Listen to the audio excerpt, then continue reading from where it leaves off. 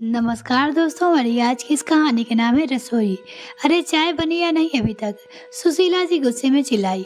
रसोई में टिफिन बनाते हुए रीमा बोली, बस मम्मी जी, चाय बन गई है, अभी लाई। जल्दीबाजी में रीमा चाय का कप प्लेट में छानी और बाहर सुशीला जी के लिए ले जाने लगी। उसके हाथ से चाय का कप छूट गया, चाय नीचे गिर गई और कप प्लेट टूट गए। सुशीला जी गुस्से में रसोई में आकर बोली, फोड़ दिए कप प्लेट महारानी ने। जानती भाई कितने महंगे कप प्लेट थे, या तेरे मायके में तूने कभी देखे नहीं होंगे ऐसे महंगे कप प्लेट। तेरे बाप ने तो दहेज में कुछ भी नहीं दिया। वैसे भी यहाँ जो भी बर्तन है वही इस्तेमाल करती है। तू तो बनना बहू है, कितनी कुछ सामान लेकर आती है साथ में। खैर, मैं भी किससे कह रही हूँ, बोलकर वह गुस्सा करते हुए अपने कमरे में चली गई। दरअसल सुशीला जी की बहू रीमा बिल्कुल भी पसंद नहीं थी, क्योंकि वह दहेज में कुछ भी सामान लेकर नहीं आई थी। उन्हें तो ऐसी बहू चाहिए था जिसका बखान अपने किटी फ्रेंड के ग्रुप में कर सके। उनकी हमेशा अपनी बहू से तकरार ही रहती थी। सुशीला जी के दो बेटे करण और वरुण और एक बेटी रागनी थी। सुशीला जी के बेटे करण की शादी रीमा को कभी न कभी करवाते, मगर संयोगवश एक दिन सुशीला जी के बड़े भाई रघुवीर जी, जो रीमा के घर के बगल में रहते थे, उनका घर आना हुआ। उन्होंने अपने बगल में रहने वाली रीमा और उनके घर वाले को खूब तारीफ की और करण के लिए वो रिश्ता सुझाया। जैसे ही उन्हें रीमा की फोटो करण को बताई, करण खुश हो गया, क्योंकि रीमा उसी की क्लास में पढ़ती थी और वो भी मन ही मन रीमा को पसंद करता था। रीमा पढ़ने में होशियार और सुलझी हुई लड़की थी। रीमा के पिता बहुत पैसे वाले तो नहीं थे, मगर बेटी को पढ़ा लिखकर खूब होशियार बनाया था उन्होंने, और संस्कार तो कूट कूट कर भरे थे रीमा में। बेटी की पसंद के सामने सुशीला जी ज़्यादा कुछ बोल ना पाई और उन्हें इस रिश्ते के लिए स्वीकृति देनी पड़ी और रीमा इस घर की बहू बनकर आई। रीमा को अब तक सुशीला जी के दिल से स्वीकार नहीं किया था। उसका यही नतीजा था कि आज भी सुबह सुबह उन्होंने रीमा को इतना कुछ सुना दिया था। वो नहीं मानती थी अपने बहू को। सुशीला जी के कड़वे शब्द करण भी सुन चुका था, मगर करण अपनी माँ को कुछ कहने आगे बढ़ रहा था कि रीमा ने करण को कुछ कहने से रोक लिया था, क्योंकि वो नहीं चाहती थी कि उसकी वजह से माँ बेटे में कोई दरार आए। दूसरे दिन सुशीला जी की सारी फ्रेंड किटी पर आई हुई थी। रीमा ने उनके लिए ढेर सारे पकवान प्रबंध किया था। सुशीला जी की सहेली कामनी बोली, सुशीला, तेरी बहू तो बहुत सुंदर है और साथ साथ कितनी गुणवान भी है। उसकी बहू की बड़ाई की।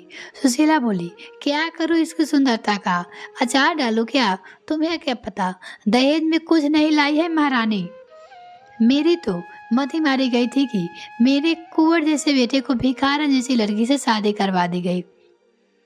मैंने किटी में भी सुशीला जी के भी भर के बुराई करी अपनी बहू की। सुशीला जी ने बेटी रागनी हमेशा अपनी माँ को समझाती कि उसकी भाभी लाखों में एक है, फिर भी सुशीला जी को कभी रीमा भी अच्छी बहू नहीं दिखाई दी। थोड़े महीने में सुशीला जी के छोटे बेटे वरुण अपने साथ काम करने वाली निशा को अपने पसंद कर लिया। चूँकि वरुण और निशा मुंबई में ही रहते थे, तो आगे उन्होंने अपनी जॉब मुंबई में ही रखना कंटिन्यू करने की सोची। वरुण और निशा के घर वालों में इस शादी के लिए मान गए थे। निशा एक संपन्न मायके की बेटी थी। यह देखकर सुशीला जी भी बहुत खुश हो गई। इतना अच्छा रिश्ता हाथ से देखकर सुशीला जी पहले उन दोनों की सगाई करवा दी। शादी का मुहूर्त भी अभी 6 महीने बाद का था। फिलहाल तो वरुण और निशा भी पीजी में रहते थे, मगर अब शादी फिक्स हो चुकी थी, तो दोनों एक ही घर किराए पर बुक कर लिया था और वहाँ घर गृहस्थी का सारा सामान इकट्ठा कर रहे थे। निशा ने गैस चूल्हे, चकला बेलन सब धीरे धीरे करके खरीदना शुरू कर दिया था। निशा बहुत खुश थी वरुण के साथ अपनी गृहस्थी बसाने को लेकर, इसलिए वो एक एक सामान अपनी मर्जी का खरीद रही थी। निशा की पहले से ही ख्वाहिश थी कि वह मुंबई में ही रहे। वैसे भी उसे संयुक्त परिवार पसंद नहीं था और वो पहले से ही पति के साथ अकेले रहना चाहती थी। वो खुश थी कि उसकी यह दिलों की ख्वाहिश पूरी हो रही है। जब यह बात सुशीला जी को पता चला कि निशा अपने घर के लिए एक एक करके सामान खरीद रही है, तो उन्हें बहुत खुशी हुई कि उनकी छोटी बहू संपन्न मायके की होने के साथ साथ अपनी कमाई का हिस्सा अपने घर में भी लगा रही है। एक बार अपने किटी ग्रुप में शान से बोली, भगवान सबकी सुनता है और उन्होंने मेरी भी सुन ली। वो सभी से बोली अपने दोस्त से। बड़ी बहू तो भिखारन वाले घर से आ गई, मगर छोटी बहू वो तो अभी से अपने लिए सारा सामान इकट्ठा कर रही है। वो सबको बोली सुशीला जी। उसके मायके वाले भी इतने संपन्न हैं कि दहेज में बेटी को तगड़ा माल देंगे। मेरे छोटे बेटे की किस्मत तो राजाओं वाली निकली। वो बोली। अब तो सुशीला जी की फूली नहीं समाती थी और बहू रीमा को सुनाने का एक मौका भी नहीं छोड़ती थी। अब और भी एक मौका मिल गया था। आज सुशीला जी ने जब देखा कि रीमा उसके मायके जा रही है तो सुशीला जी बोली, महारानी कहाँ चली? बन ठन के वो अपनी बहू से पूछी। रसोई का काम कौन करेगा, तुम्हारा बाप? सीमा बोली, अरे मम्मी जी, बात बात पर मेरे मायके वाले का नाम नीचा मत लगाइए। रसोई का सारा काम मैंने निपटा दिया है। मेरे पापा की तबीयत बहुत खराब हो गई है तो उनसे मिलने जा रही हूँ, शाम तक लौट आऊँगी। वो बोली। सुशीला जी बोली, गरीबों के घर में अब कहाँ खाने पीने अच्छा मिलता है, ऐसे में तबीयत खराब होना तो लाजमी है। एक तरफ वहाँ मुंबई में देखो तो मेरे छोटे बेटे और बहू मिलकर शादी के खर्चे में हाथ बटा रहे हैं। कमाई बहू मिली है, वो भी संपन्न परिवार की। रसोई का घर का सारा सामान खरीद लिया है दोनों ने मिलकर। और दूसरी तरफ बड़ी बहू है जो कुछ लेकर नहीं आई, मगर मेरे बेटे की कमाई उसके मायके वालों को ही जरूर उड़ाकर आएगी। रीमा की आंखों में पानी आ गए और बोली, मम्मी जी, बहुत हो गया आपका। मेरे पापा मम्मी गरीब जरूर है मगर बहुत स्वाभिमान है, अन्य है। अपनी बेटी का 1 रुपया लेना पसंद नहीं करते वो लोग। रीमा अपनी सास से बोलती है। सुशीला जी बोली, बड़ी आई मुझसे जबान लगाने वाली, तू तो यही कहेगी ना, तुम मियाँ बेबी मुझे थोड़ी बताई कि तुम्हारे मायके वाले पे तुम लोग कितना खर्च करते हो। सुशीला जी बोली। रीमा आंसुओं को सलाब लिए अपने मायके जाने चल पड़ी। रास्ते भर सोचती रही कि यह थोड़े से संपन्न परिवार के लोग अपने लड़कों को भी गरीब की लड़की से ब्याहते ही क्यों है, जब बात बात पे इन्हें ताना ही मारना है।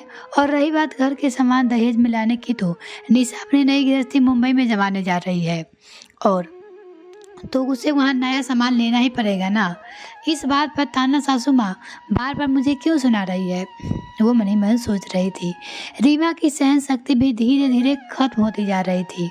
उसे अपने देवर देवरानी में से कोई शिकायत ना थी, लेकिन शिकायत तो सासू माँ से थी जो हर बार बड़ी बहू और छोटी बहू में बराबरी कर रही थी।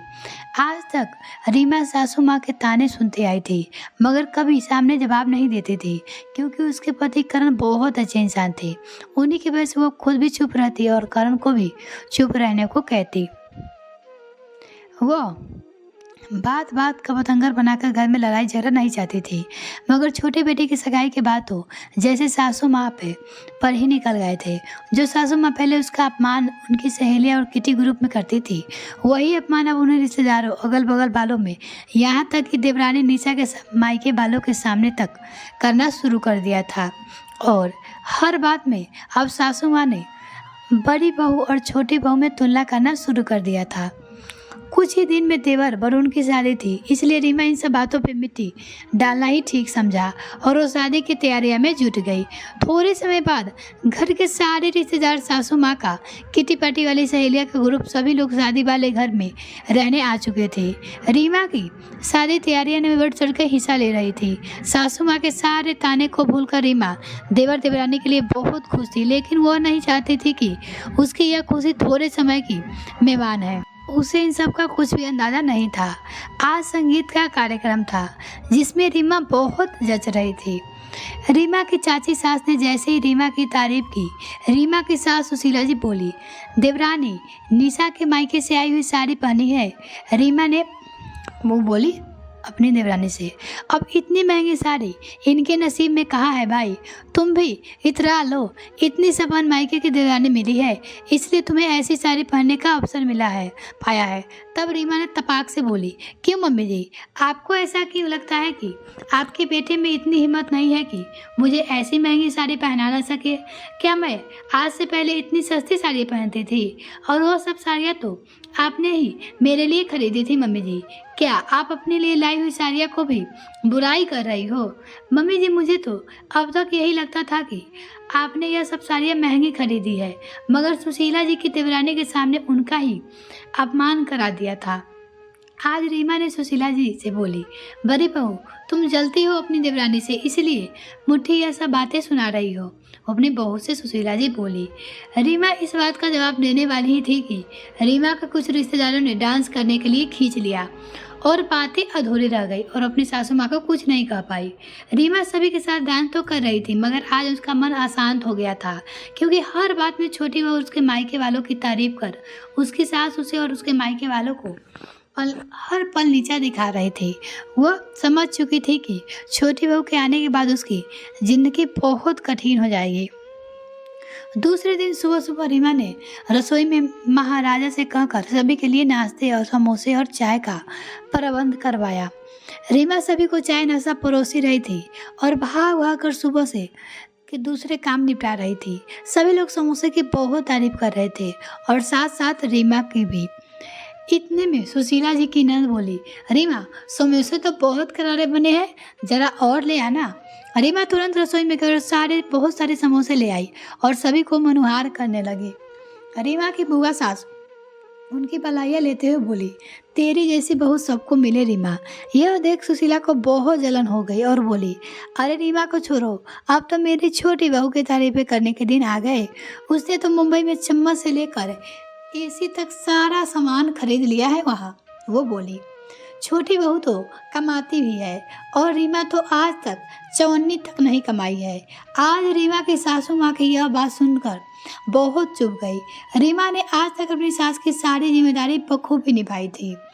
सास ससुर की चाहे बीमारी में सेवा हो, चाहे रिश्तेदारी में कोई रीति रिवाज रखना हो, जहाँ रीमा एक तरफ पति की आंखों का तारा थी, वहीं दूसरे ओर देवर देवरानी भी उसे बहुत सम्मान देते थे। न रागिनी भी हमेशा अपनी भाभी रीमा की ही तारीफदारी करती थी। वो सब जानती थी। आज सारे रिश्तेदारों में हुआ अपना यह अपमान रीमा सहन नहीं कर पाई। उसे लगा जैसे अगर वो आज ना बोले तो शायद जिंदगी भर उसे झुकना ही चली जाएगी। आज बात आत्मसम्मान की थी। रीमा बोली, मम्मी जी, मुझे कौन सी अलग गृहस्थी बसानी थी जो मैं चम्मच कटोरी अलग लेकर आती। मुझे तो आपके साथ ही रहना था और आपके यहाँ रसोई का सारा सामान पहले से था। और अगर आपको अभी लगता है कि मुझे यह सारा सामान लेकर आना चाहिए तो अभी मंगवा देती हूँ सारा सामान और अपनी गृहस्थी अलग कर देती हूँ। मुझे गृहस्थी अलग करने की इजाज़त देगी ना आप? वो अपनी सास से पूछती है। मेरे माता पिता की औकात मुझे एसी देने की नहीं है, मगर उन्होंने मुझे इतना ज़रूर पढ़ाया है कि मैं अपने पैरों पर खड़ी हो जाऊं। और शादी के बाद जब मैंने नौकरी करने की इच्छा जताई तब तो आपने ही मुझे रोक लिया था कि घर के काम कौन करेगा, हमारी सेवा कौन करेगा। मैं भी चाहती थी आज भी नौकरी करके कमा सकती हूँ। बोलिए क्या आप दोगी मुझे नौकरी करने की इजाज़त? वो अपनी सास को कहती है। रीमा की बुआ सास बोली, बिल्कुल सही कहा तुमने बड़ी बहू। वो उसकी तारीफदारी कर दी। सुशीला, तुझे इतनी अच्छी बहू मिली है मगर तूने इसकी कदर नहीं जानी। बार बार यह कहकर कि तेरी बड़ी बहू दहेज में कुछ नहीं लाई है, छोटी बहू अपने सारा सामान खुद खरीद रही है, तू अपने ही घर की इज्जत हटा रही है। वो बोली उसकी बुआ सास, तेरे दोनों बेटे इतने कमाऊ है, तेरे खुद के पास जैसे पैसे की वैसे ही दुनिया में दिखा रही हो और वैसे भी इंसान के गुण और स्वभाव मायने रखते हैं, उसकी संपन्नता नहीं समझी। अपनी गृहस्थी अलग बसाना बहुत आसान है, मगर संयुक्त परिवार में रहकर सास ससुर देवर न सबका ध्यान रखना कठिन तो जो रीमा अभी तक निभा रही है। मगर मुझे यह सब अब समझ में नहीं आया कि इसलिए तूने अब इतनी प्यारी बच्ची को इतने ताने सुनाए। रागिनी बोली, मम्मी, मैंने भी आपको कितनी बार यही समझाना चाहा मगर आप नहीं समझी। बड़ी बहू अपनी जगह है, छोटी बहू अपनी जगह है, दोनों में तुलना कर अपना ही घर बर्बाद कर रही हो, अपना ही बुढ़ापा अपने हाथों से खराब कर रही हो। सुशीला जी की किटी ग्रुप की सहेलियाँ बोली, हम भी तो हमेशा तुझसे यही कहते थे सुशीला। अपने विरुद्ध इतने सारे लोग को देखकर आज सुशीला जी के अक्ल ठिकाने आ गई। वह अपने बहू रीमा से माफ़ी मांगते हुए बोली, बहू, शायद मेरी आंखें पे लालच की पट्टी बंधी हुई थी जो तुम सब मिलकर आज उतार दी। काश मैंने तेरी पहले ही कदर कर ली होती तो मेरा घर कब का स्वर्ग बन गया होता। रीमा की बुआ सास बोली, कोई बात नहीं सुशीला। अपनी भाभी से बोली, सुबह का भोला अगर शाम को घर आ जाए तो उसे भोला नहीं कहते। और इतने वर्ष बाद आज सास बहू की तकरार खत्म हुई थी। यह कहानी आपको कैसी रही कमेंट सेक्शन में लिखना ना भूलें। दोस्तों, अक्सर घर में देखा जाता है कि ससुराल वाले दो बहुएं हमेशा तुलना करते हैं। इससे एक ही घर में रिश्ते फूट पड़ते हैं और सास ससुर ऐसा करने पे अपना ही बुढ़ापा खराब करते हैं। दोनों अपने बहू अपनी अपनी जगह है, दोनों का व्यवहार स्वभाव विशेषता सब अलग है, इसलिए दोनों में तुलना कर रिश्तों में फूट ना डालें। यह कहानी आपको कैसी लगी कमेंट सेक्शन में लिखना ना भूलें। वीडियो को देखने के लिए बहुत बहुत धन्यवाद। अभी तक चैनल को सब्सक्राइब नहीं किया था प्लीज़ सब्सक्राइब कीजिए तथा साथ ही बेल आइकन प्रेस करें ताकि मेरे आने वाली वीडियो का नोटिफिकेशन सबसे पहले आपको मिल सके।